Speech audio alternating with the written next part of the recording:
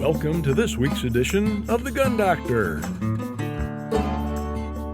Caleb Giddings recently addressed the ammo crisis in his article in Shooting Illustrated titled The Truth Behind the Great Ammo Crisis. First, what caused it? The simple explanation is that demand exceeded the supply, then continued to exceed the supply. But to understand how that happened, you have to go a little deeper.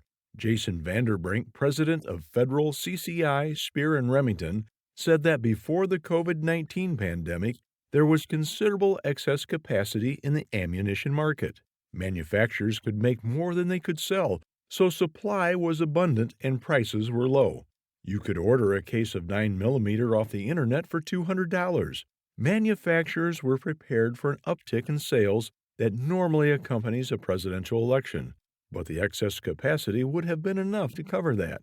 But the COVID-19 pandemic, civil unrest, and a hotly contested presidential election, and then the party of gun control taking control of both houses of Congress and the presidency, created the perfect storm.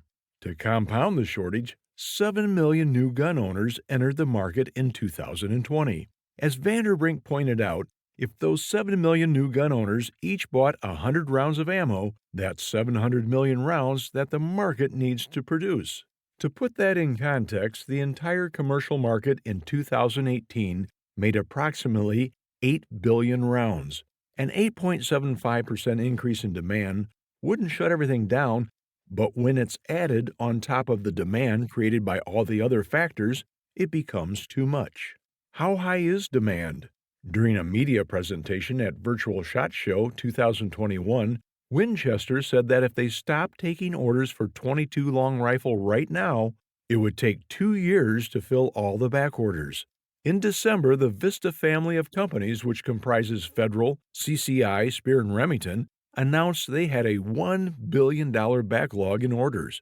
In the first 3 months of the COVID-19 lockdown, Winchester experienced a 17% surge in orders, which hasn't tapered off. So why don't these companies expand capacity? That's much easier said than done. Vista, for example, is already running 3 shifts a day and operating 24/7. The same is true for Magtech in Brazil.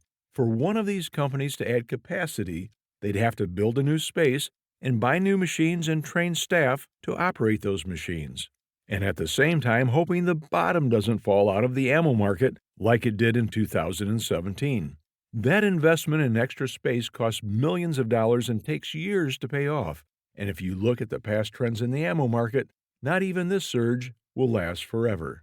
So why are the prices so high? Vista, Winchester, and Magtech announced a 15% price increase to distributors. Distributors have already raised prices, and of course, at the retail level, prices are coming up. Prices have to come up to create equilibrium. Eventually, the cost to the consumer will be high enough that people won't panic buy. Retailers will start to have more stock than they can sell, and prices will start to come down. Well, most of us have heard the rumor that the government is buying up ammo, which is just that, rumor. The largest government consumer of ammunition is the Department of Defense, and the majority of their ammo comes from the Lake City plant, which is currently administered by Winchester. Lake City is owned entirely by the government. The machines, land, all of it.